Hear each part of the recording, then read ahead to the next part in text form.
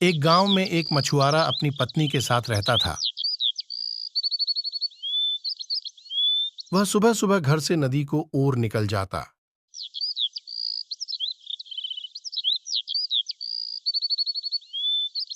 वहां जाल डालकर दिन भर मछली पकड़ता था। शाम तक जितनी मछली पकड़ पाता, उसे बेचकर जो पैसे मिलते, उन पैसों से अपना घर चलाता था।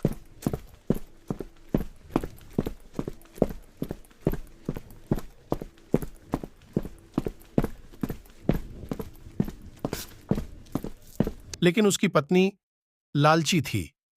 चाहे वह कितने ही पैसे घर लेकर आए, वह कभी खुश नहीं होती और उसे उलाहना दिया करती थी। मछुआरा ज्यादा मेहनत कर अधिक से अधिक पैसे कमाकर उसे खुश करने की हर कोशिश करता था, लेकिन कभी उसे खुश नहीं कर पाता था। एक सुबह जब मछुआरा उठा तो उसका शरीर बुखार से तप रहा था, लेकिन पत्नी के डर से वह जाल लेकर नदी चला गया।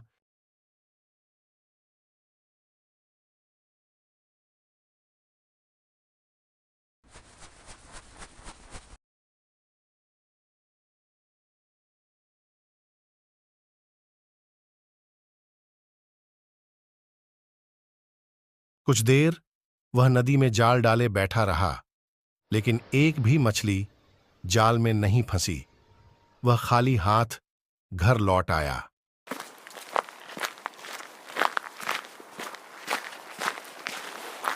उसे खाली हाथ लौटा देख उसकी पत्नी चिल्लाने लगी। उसने उसे समझाने की कोशिश की कि आज उसकी तबीयत ठीक नहीं है, लेकिन वह नहीं मानी और मजबूरन मछुआरे को फिर से मछली पकड़ने जाना पड़ा।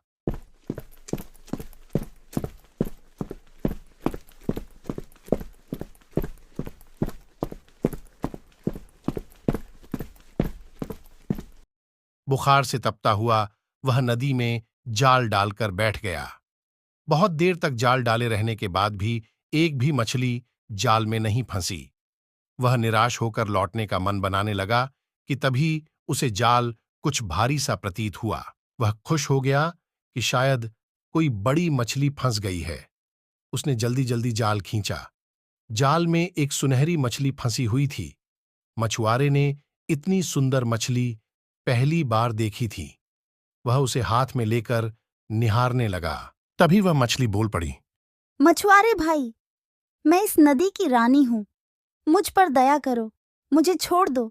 तुम मुझे छोड़ दोगे तो मैं तुम्हारी हर इच्छा पूरी करूंगी। मछुआरे को मछली पर दया आ गई। उसने वापस नदी के पानी में छोड़ दिया और घर वापस आ गया। घर में पत्नी ने उसे फिर खाली हाथ लौटा देख उत्पात मचा दिया। मछुआरे ने उसे किसी तरह शांत कर सुनहरी जादुई मछली की बात बताई। सारी बात जानकर उसकी पत्नी भड़क गई कि जब जादुई मछली हर इच्छा पूरी करने तैयार थी, तो तुमने कुछ मांगा क्यों नहीं? उसने जबरदस्ती मछुआरे को नदी पर भेजा और जादुई मछली से खाने पीने का सामान मांगकर लाने को कहा। मछुआरा नदी पर पहुंचा और किनारे खड़े होकर जोर से चिल्लाया, मछली रानी, बाहर तो आओ, मेरी एक विनती सुन लो। कुछ ही देर में नदी के पानी में हलचल हुई और सुनहरी जादुई मछली पानी के ऊपर आ गई। क्या बात है मछुआरे भाई, मुझे क्यों बुलाया?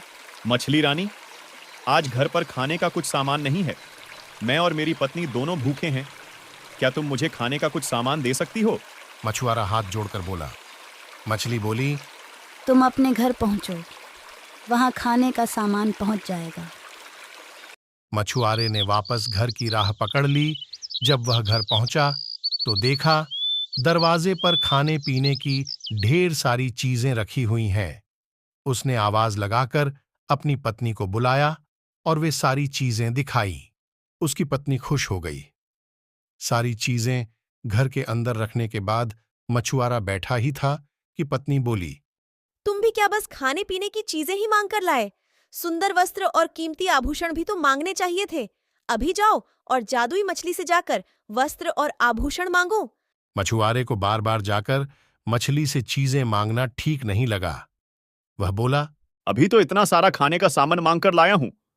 हमारी खाने की जरूरतें तो पूरी हो गई। कपड़े और आभूषण फिर कभी मांग लूंगा। ये सुनते ही पत्नी ने आसमान सिर पर उठा लिया। मछुआरा मन मानकर फिर नदी की ओर चल पड़ा। वहां उसने फिर से मछली को पुकारा। मछली पानी के ऊपर आ गई।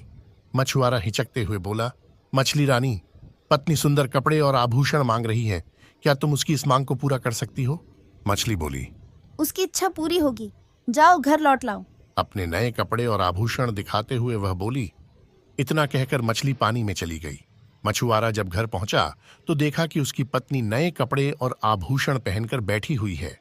मछुआरे को देखते ही वह खुशी से झूम उठी।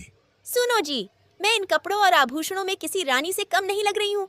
ऐसे में इस झोपड़ी में रहना कहाँ शोभा देता है। तुम ऐसा करना कि कल सुबह जादुई मछली से एक महल मांग लेना।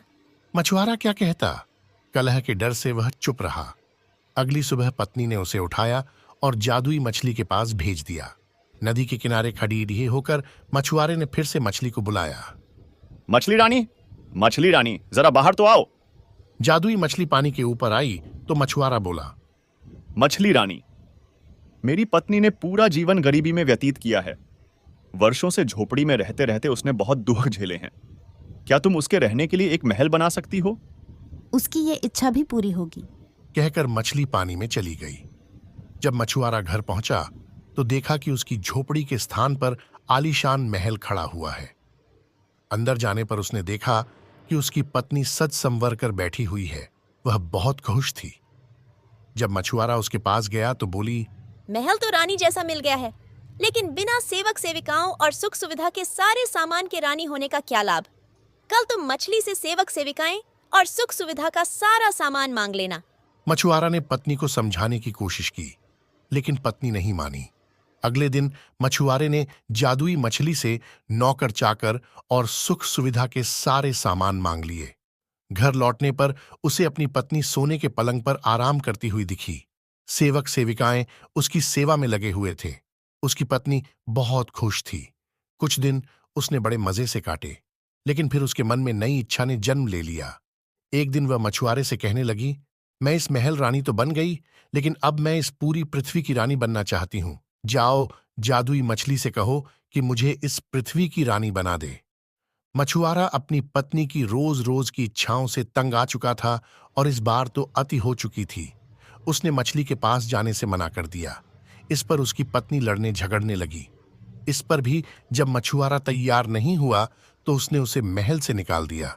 दुखी मछुआरा फिर से नदी पर गया और जादुई मछली को पुकारने लगा। जादुई मछली तैरकर पानी के ऊपर आ गई और बोली, क्या बात है, अब तुम्हारी पत्नी की क्या इच्छा है? मछुआरा बोला, अब तक मैं हर बार अपनी पत्नी की इच्छा लेकर तुम्हारे पास आया करता था। आज अपनी इच्छा लेकर आया हूं। कहो क्या चाहते हो?